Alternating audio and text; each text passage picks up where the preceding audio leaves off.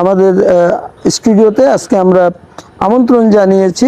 উনি বাংলাদেশ ইসলামী ব্যাংকের একজন কর্মকর্তা অফিসিয়াল হিসেবে আছেন। কলারো পৌরসভা তুলসীডাঙ্গা 1 নম্বর ওয়ার্ডের কেন্দ্রীয় জামে মসজিদের খতিব জনাব আবুল হোসেন। কোরবানি মুসলিম জাতিসত্তার জন্য, মুসলিম উম্মাহের জন্য অত্যন্ত গুরুত্বপূর্ণ একটি ইবাদত। এটি একদিকে যেমন অর্থনৈতিক ইবাদতের গুরুত্বপূর্ণ অংশ, অন্যদিকে আমাদের আধ্যাত্মিক উন্নয়নে, আধ্যাত্মিক উৎকর্ষ সাধনে কোরবানির ভূমিকা অনস্বীকার্য।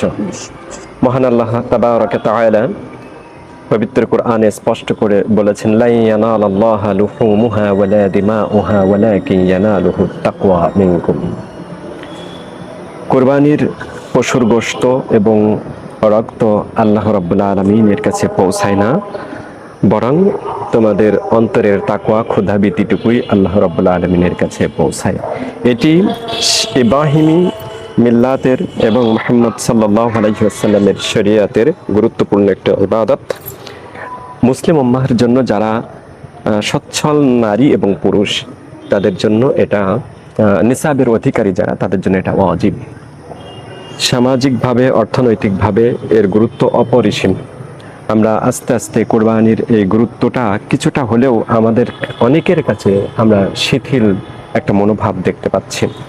আমাদেরকে আল্লাহ তাআলা বলেছেন যে ফাসল্লি লিরাব্বিকা ওয়ানহার, আমরের সিগা দিয়ে আল্লাহ তাআলা নির্দেশ করেছেন যে আপনার প্রভুর সন্তুষ্টির উদ্দেশ্যে আপনি নামাজ আদায় করুন এবং কুরবানি করুন।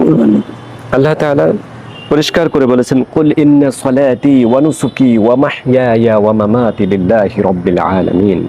হে রাসূল, আপনি বলুন, আমার নামাজ, আমার কুরবানি, আমার জীবন মৃত্যু মহান রব্বুল আলামিনের নিমিত্তেই প্রযোজ্য। তো এই গুরুত্বপূর্ণ ইবাদত কুরবানির ব্যাপারে অবহেলা করার, গুরুত্ব কম দেওয়ার কোনো কারণ নেই। এটাকে সমানভাবে অন্যান্য ফরজ ইবাদতের মতো নামাজ, রোজা, হজ, যাকাত যেমন, ঠিক সেই সাথে কুরবানিও একটি ওয়াজিব ইবাদত। এর গুরুত্ব মুসলিম উম্মার কাছে, মুসলিম জাতিসত্তার কাছে অপরিসীম।